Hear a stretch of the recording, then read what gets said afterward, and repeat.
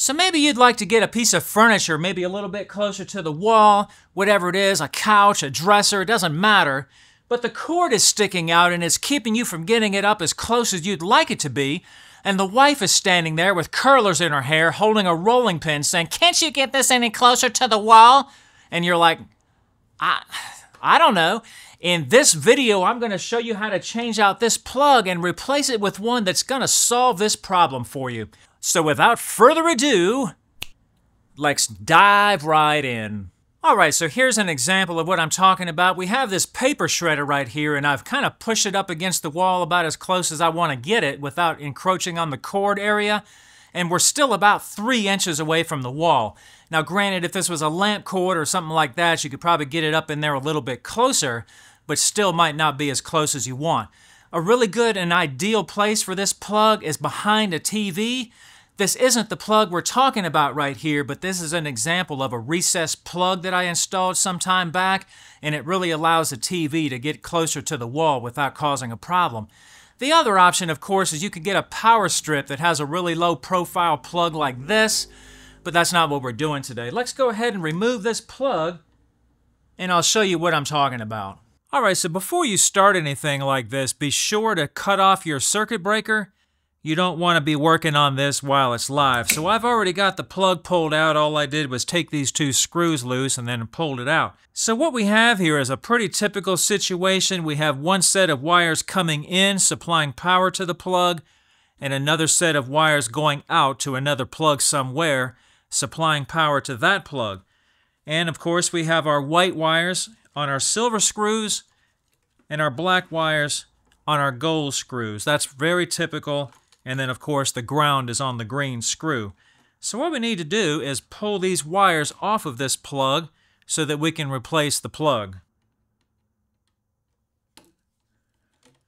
Now, of course, most of the time, these wires are going to be curled around the screw, and that's just like what we have here with the ground.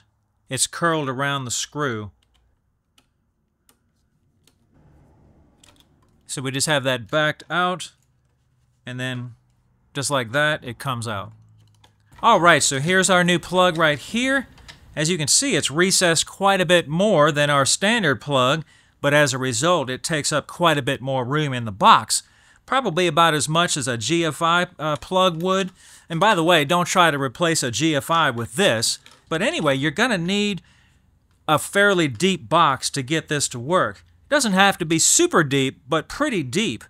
If you don't have a deep box, you can remove the box and get rid of that and then replace it with a deeper box, okay? So normally, you're going to want to curl these around like we had it. You know, we're going to curl them around the screws.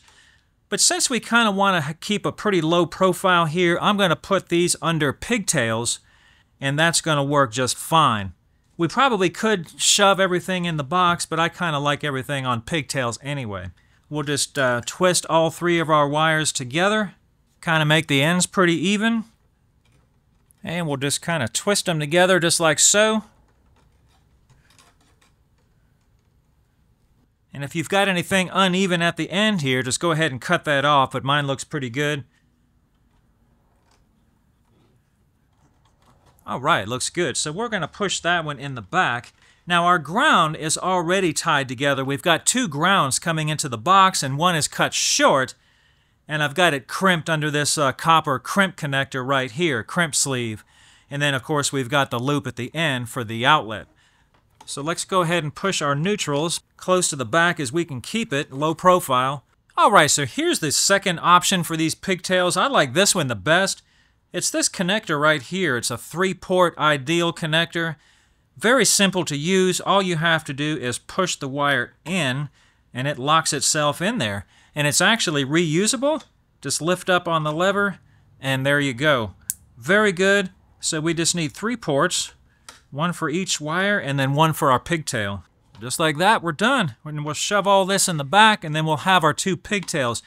By the way, if this is a multi-wire branch circuit, if your house has that, you're going to want these on pigtails anyway. They should already be, but if they're not, if you see a red wire in there, and then if you go to the breaker when you shut off the breaker, and it's a double pole breaker that's tied together, Probably you have a multi-wire branch circuit, and this should have been under pigtails anyway. All right, so we got our 2 pigtails.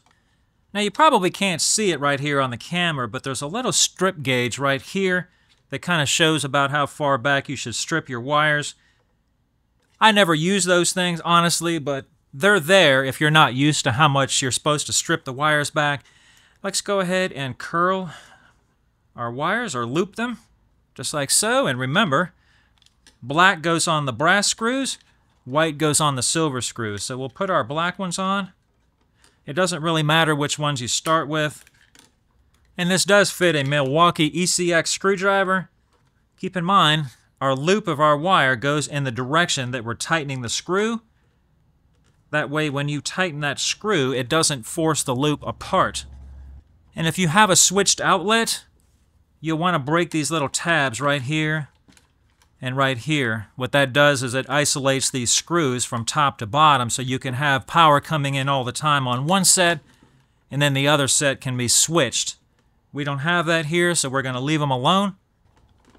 When I push my wires into the box, I always, no matter what kind of plug it is, take a look at your ground wire and make sure when you push that in there, it's not coming up around your neutral and it's not anywhere near your hot side right here. Always check that. I'm going to go get that paper shredder as soon as I tighten this down, and we're going to see how much difference it made. Remember, we had 3 inches last time. All right, so I got this paper shredder pushed up against the wall. So remember, we had 3 inches before. See what we got now. Looks like about 1 3/4.